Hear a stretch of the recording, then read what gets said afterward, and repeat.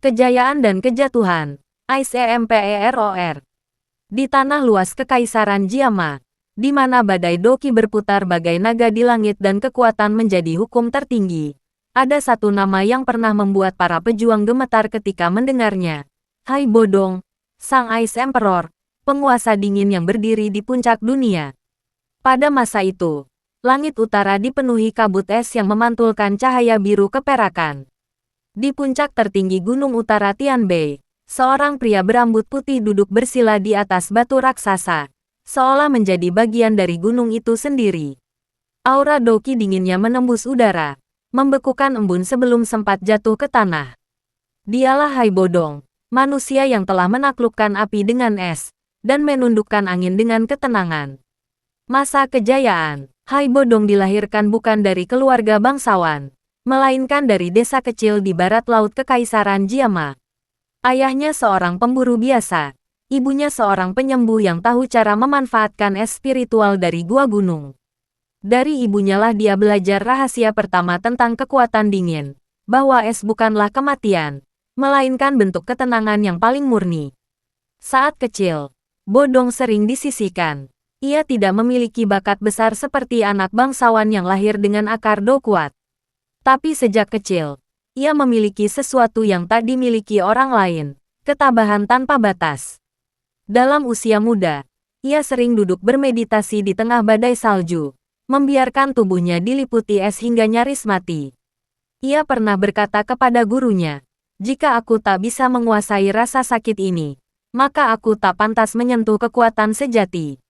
Dan dari penderitaan itu lahir legenda. Saat berusia 25 tahun, Bodong telah menembus tingkat Doowang, melampaui semua generasi muda di Kekaisaran. Dalam duel di arena pusat Jiama City, ia mengalahkan 3 Doowang senior hanya dengan satu jurus, Frozen Heaven Seal, teknik Doki yang ia ciptakan sendiri dari hasil perpaduan seni bela diri air dan es. Jurus itu membekukan udara, menahan musuh di dalam lapisan es hidup yang bisa memantulkan serangan mereka sendiri. Dari sanalah gelar Ice Emperor lahir. Dikenal sebagai salah satu dari top 10. Pada puncak kariernya, Hai Bodong dikenal sebagai salah satu dari 10 pahlawan terkuat Kekaisaran Jiama. Mereka adalah legenda yang mengendalikan arah perang, politik, dan ekonomi. Tapi di antara mereka, Bodong unik, ia tidak memimpin klan besar. Tidak pula tunduk pada kerajaan. Ia berjalan sendirian, hanya mengikuti suara hati dan jalan kekuatan. Namun, kesendirian itu menumbuhkan kesombongan. Ia menolak bergabung dengan aliansi, bahkan menolak undangan Kaisar Jiama untuk menjadi Jenderal Agung. Dalam sebuah pertemuan istana, ia berkata dengan tenang di depan seluruh bangsawan, "Langit ini terlalu sempit untuk menampung perintah dua penguasa. Aku tidak tunduk pada siapapun, bahkan pada langit." Kata-kata itu membuat banyak pihak mengagumi keberaniannya, tapi juga menanam benih kebencian dari mereka yang merasa terhina. Pertemuan dengan Medusa, namun kejatuhan Sang Ice Emperor tidak datang dari manusia, melainkan dari seorang ratu ular. Pada masa itu, suku Snake People di wilayah Gurun Tager mulai memperluas kekuasaannya. Pemimpin mereka adalah wanita dengan kecantikan beracun, Ratu Medusa, penguasa puncak yang kekuatannya berada di antara Dozong dan Doseng. Banyak Do Huang mencoba menantangnya, tapi tak satu pun kembali hidup. Ketika kabar itu sampai ke telinga Hai Bodong, rasa sombongnya terbakar. Ia tak tahan mendengar ada yang disebut penguasa gurun selain dirinya. Maka, ia pun berangkat, sendirian, menuju gurun tanpa batas. Hari itu langit merah membara. Pasir bergulung seperti laut api. Di tengah badai panas itu, dua kekuatan bertemu, es dan racun. Pertarungan mereka mengguncang dunia. Setiap hantaman Bodong menimbulkan badai salju yang membekukan pasir. Sementara setiap gerakan Medusa mengubah udara menjadi racun ungu menyala. Mereka bertarung selama 3 hari 3 malam tanpa henti. Namun, pada hari keempat, Bodong mulai kehilangan kendali. Esnya mulai retak. Bukan karena kekuatan Medusa semata, tapi karena tubuhnya tak lagi menahan tekanan Doki sebesar itu. Medusa memanfaatkan celah itu dan melancarkan jurus terlarangnya, Curse of the Serpent Seal. Dalam sekejap, Tubuh Bodong dibalut oleh pola ungu gelap seperti sisik ular. Dokinya beku, bukan oleh es, tapi oleh kutukan. Ia jatuh ke tanah. Tubuhnya kaku. Kekuatannya tersegel. Sebelum pingsan, ia sempat mendengar suara Medusa yang dingin berbisik di telinganya. Kau terlalu sombong, manusia. Bahkan es pun meleleh di bawah matahari gurun. Masa kejatuhan, hari berganti tahun. Sang Ice Emperor menghilang dari dunia. Banyak yang mengira ia mati di gurun. Namun kenyataannya, ia masih hidup, tersembunyi di reruntuhan bawah tanah. Dikelilingi oleh es beku yang ia ciptakan sendiri agar tubuhnya tidak hancur karena kutukan. Dalam kegelapan itu, Hai Bodong menjadi bayangan dirinya sendiri. Kekuatan yang dulu membuat gunung membeku kini nyaris padam. Rambutnya berubah putih, kulitnya keriput, dan napasnya berat. Ia berusaha bertahan dengan energi doki yang tersisa. Tapi setiap kali mencoba melawan kutukan, rasa sakit yang tak tertahankan menyerangnya dari dalam. Ia menyadari satu hal pahit, kekuatannya yang besar justru menjadi penyebab kejatuhannya. Dunia luar terus berubah, tapi Hai Bodong tetap terkurung di dalam ruang beku yang ia ciptakan sebagai penjara. Dalam keheningan itu, ia sering teringat wajah Medusa, bukan karena kebencian semata, tapi karena rasa kagum yang tak mau ia akui. Ia mengerti bahwa perempuan itu bukan hanya lawan, tapi cermin dari dirinya sendiri, sama-sama penguasa yang menolak tunduk. Tahun demi tahun berlalu, kutukan itu menahan tubuhnya di ambang kematian, tapi juga mencegahnya benar-benar mati.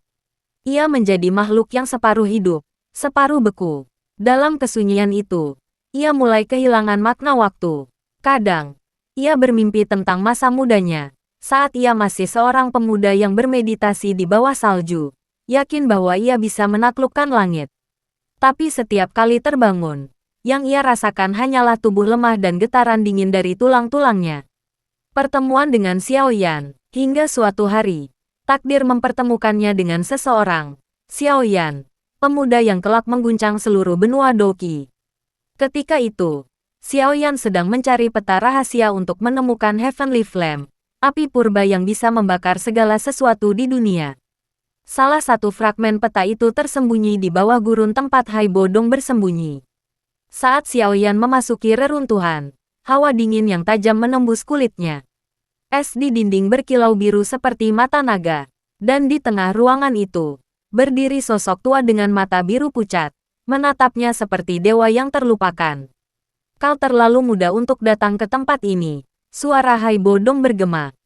Apakah kau mencari kematian? Namun Xiao Yan tidak mundur. Ia menjawab dengan tenang. Aku hanya mencari kebenaran, dan mungkin sedikit kekuatan. Kalimat itu membuat Bodong menatapnya lebih lama. Di mata pemuda itu, ia melihat bayangan dirinya yang dulu, ambisi, keberanian, dan sedikit kesombongan. Maka untuk pertama kalinya dalam puluhan tahun, Hai Bodong tertawa pelan. Dari pertemuan itu lahirlah perjanjian aneh. Hai Bodong membutuhkan bantuan untuk memecahkan kutukan yang masih mengikat tubuhnya. Xiao Yan membutuhkan pengetahuan dan perlindungan di gurun berbahaya itu. Maka keduanya bekerja sama, hubungan antara naga tua dan anak muda yang keras kepala. Xiao Yan, dengan pengetahuan alkimia yang ia warisi dari gurunya, mulai meneliti kutukan itu. Ia menemukan bahwa segel ular Medusa tertanam di aliran Doqi Bodong, menutup seluruh meridian dalam tubuhnya. Untuk menghancurkannya, dibutuhkan racikan pil langka dan kekuatan Heavenly Flame. Selama berbulan-bulan mereka bekerja bersama, Xiao Yan belajar dari Bodong tentang seni bertarung tingkat tinggi dan teknik Doqi yang kompleks. Sementara Bodong belajar tentang dunia luar yang telah ia tinggalkan, tentang kekuatan baru, klan yang bangkit, dan nama-nama yang tak lagi ia kenal. Lambat laun, sesuatu berubah dalam diri sang Ice Emperor. Di hadapan Xiao Yan, ia tidak lagi bersikap seperti dewa yang dingin. Ia mulai tertawa, bahkan kadang mencaci maki dengan cara yang lucu. Ketika Xiao Yan gagal membuat pil dan menyebabkan ledakan kecil, Bodong menepuk dahinya sambil mengomel. Anak bodoh. Kau pikir Heavenly Flame itu mainan? Namun di balik kata-kata itu, terselip kasih sayang seorang guru yang tak pernah ia rasakan sebelumnya. Kebangkitan dari kutukan. Momen besar itu datang ketika Xiao Yan berhasil menciptakan pil yang bisa memecahkan segel. Bodong duduk bersila di tengah ruang es, sementara Xiao Yan berdiri di belakangnya, menyalakan api biru hijau dari Heavenly Flame. Seketika, kutukan ular di tubuh Bodong menyala. Pola ungu itu mulai bergerak, menggeliat seperti hidup. Ia berteriak keras, tubuhnya bergetar, darah menetes dari sudut bibirnya. Tapi Bodong tidak menyerah. Ia menyalurkan seluruh sisa dokinya untuk melawan segel itu. Ruang itu bergetar, es di sekeliling mereka pecah satu persatu. Dalam teriakan panjang, Bodong menghancurkan lapisan segel terakhir. Hawa dingin menyebar ke seluruh gurun, membentuk badai salju yang menelan pasir. Xiao Yan menutup matanya, menahan angin kencang itu. Ketika badai mereda, sosok yang berdiri di sana bukan lagi kakek tua lemah. Rambut Bodong kini berkilau perak, matanya tajam, dan aura dokinya membumbung ke langit. Ia menatap kedua tangannya yang bergetar dan berkata pelan, "Aku kembali." Namun di balik senyum itu, ada air mata yang tak bisa ia sembunyikan. Dingin yang meleleh, api yang membara, langit di atas padang pasir Tagor itu cerah, terlalu cerah bagi seorang pria yang telah hidup dalam kegelapan dan kesepian selama berabad-abad. Hai Bodong berdiri di puncak bukit pasir, jubah birunya berkibar tertiup angin panas, tapi di sekitarnya udara membeku perlahan. Es tipis menyelimuti pasir di bawah kakinya, seolah panas padang pasir pun tunduk pada auranya. Untuk pertama kalinya dalam waktu yang sangat lama, napasnya terasa bebas. Segel yang menahannya, racun yang dulu menyiksanya, semuanya telah lenyap. Namun kebebasan itu terasa hampa.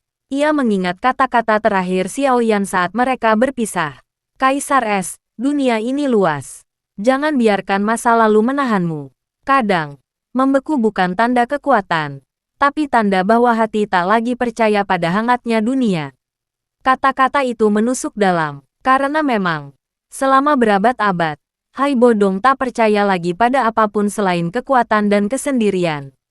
Masa lalu yang tak pernah mencair. Dulu, di puncak kejayaannya, nama Hai Bodong menggema di seluruh kekaisaran Jiama. Ice Emperor, gelar yang hanya didapatkan oleh seseorang yang berdiri di atas puncak Do Huang, penguasa angin dingin dan es abadi. Ia mendirikan klannya sendiri, klan Kaisar Es, dan menjadi penjaga bagi kekuatan dingin di utara kekaisaran.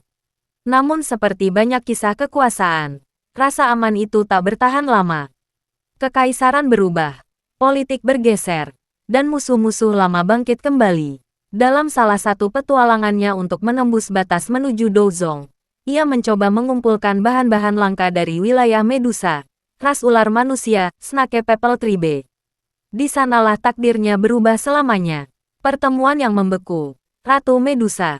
Ratu Medusa, wanita yang dikenal dengan keindahan dan bahaya dalam satu wujud, muncul seperti mimpi buruk yang tak bisa ia lupakan. Hai Bodong datang untuk mencuri Flame Essence of Serpent Heart, energi langka yang hanya bisa dihasilkan oleh para pemimpin suku ular. Namun ia tak pernah menduga bahwa pemiliknya adalah seorang Dozong sejati. Pertempuran mereka mengguncang langit gurun. Es dan api menari dalam badai mematikan. Hai Bodong mencoba mengurung Medusa dalam ribuan kristal es raksasa. Namun setiap kali ia berhasil membekukan udara, api ungu dari Medusa menghancurkan segalanya. Ketika ia sadar kalah, ia mencoba melarikan diri. Tapi wanita itu lebih cepat. Racun yang ia sematkan pada dirinya sendiri demi mengunci kekuatan Medusa justru berbalik arah. Ia teracuni. Tubuhnya membeku dari dalam. Dokinya mengeras seperti batu. Ia jatuh ke bumi, dikubur hidup-hidup oleh esnya sendiri. Selama ratusan tahun, ia hidup setengah sadar, setengah mati, di bawah gurun yang dingin namun panas. Rasa kesepian menjadi satu-satunya teman. Bertemu Xiao Yan, sampai akhirnya, takdir mempertemukannya dengan seorang pemuda. Seorang anak muda dengan mata yang menyala penuh semangat, Xiao Yan. Awalnya, Hai Bodong tak peduli. Ia hanya ingin keluar dari segel, mengembalikan kekuatannya, dan pergi.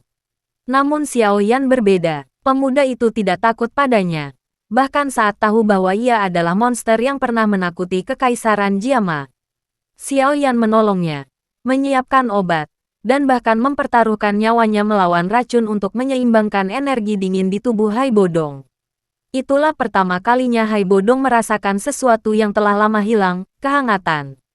Ketika akhirnya ia pulih, ia bersumpah akan membalas budi kepada pemuda itu.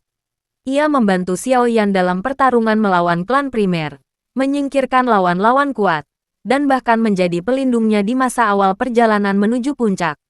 Tapi di balik semua itu, Hai Bodong tahu, masa lalu tak bisa dihapus begitu saja.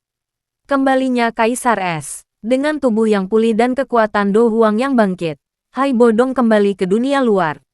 Kekaisaran Jiama gempar. Banyak yang mengira sang Kaisar Es telah mati ratusan tahun lalu.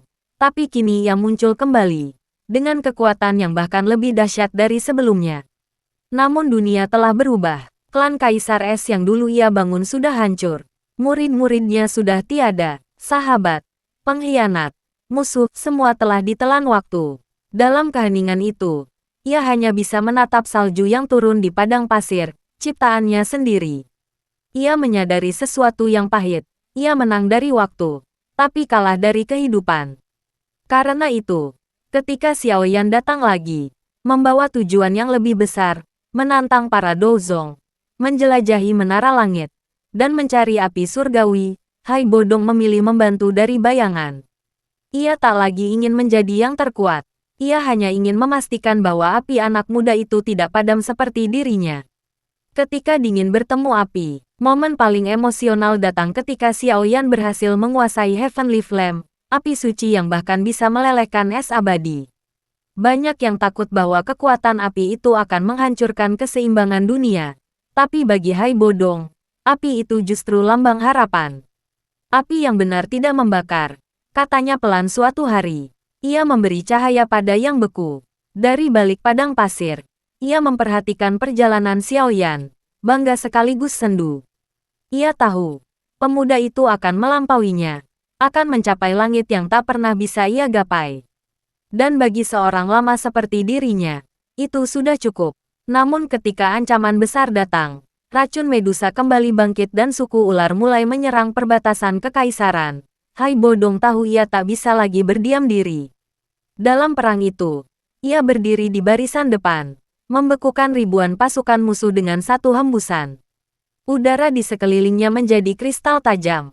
Ia tak lagi bertarung untuk kekuasaan, melainkan untuk menjaga keseimbangan dunia yang sempat ia hancurkan dulu. Pengorbanan terakhir, pertempuran terakhirnya terjadi di perbatasan antara padang pasir dan hutan kabut. Ratu Medusa yang baru, yang telah kehilangan kendali akibat kekuatan racun purba, menyerang tanpa ampun. Hai Bodong tahu, satu-satunya cara untuk menghentikan kekacauan itu adalah dengan menyegel dirinya kembali bersama racun tersebut. Ia berdiri tegak, tubuhnya perlahan diselimuti es biru pucat. Senyumnya tenang, berbeda jauh dari amarah masa mudanya. Jika dunia membeku sekali lagi, biarlah aku menjadi es yang menahannya. Dalam ledakan es dan cahaya, tubuhnya lenyap. Yang tersisa hanyalah patung es raksasa di tengah padang pasir. Wajah yang damai, mata yang menatap langit. Warisan sang Kaisar Es. Bertahun-tahun kemudian, Xiao Yan berdiri di depan patung itu. Ia telah menjadi legenda, pemegang banyak Heavenly Flame, pahlawan yang disegani oleh semua sekte. Tapi di hadapan Es yang diam itu, ia hanya seorang murid. Guru Hai, katanya pelan, aku tidak akan biarkan dunia ini menjadi dingin lagi. Es itu tak menjawab, tapi di ujung langit, salju perlahan berhenti turun, seolah dunia pun memahami janjinya. Dingin tak lagi abadi. Kisah Hai Bodong bukan kisah kemenangan. Bukan tentang seorang raja yang menaklukkan dunia, tapi tentang seorang manusia yang belajar melepaskan kesepian dan menemukan makna dalam kehangatan. Ia pernah menjadi simbol kekuatan dan ketakutan, tapi akhirnya ia menjadi penjaga kedamaian. Dari pria yang hidup untuk membekukan dunia, ia berakhir sebagai sosok yang memberi waktu bagi dunia untuk kembali mencair. Dan di antara riak pasir Tagor yang tak pernah berhenti bergeser, orang-orang masih berbicara tentang legenda itu. Tentang pria yang bisa membekukan langit, namun memilih menghangatkan hati orang lain. Es akan mencair, tapi kenangan akan tetap membeku di waktu.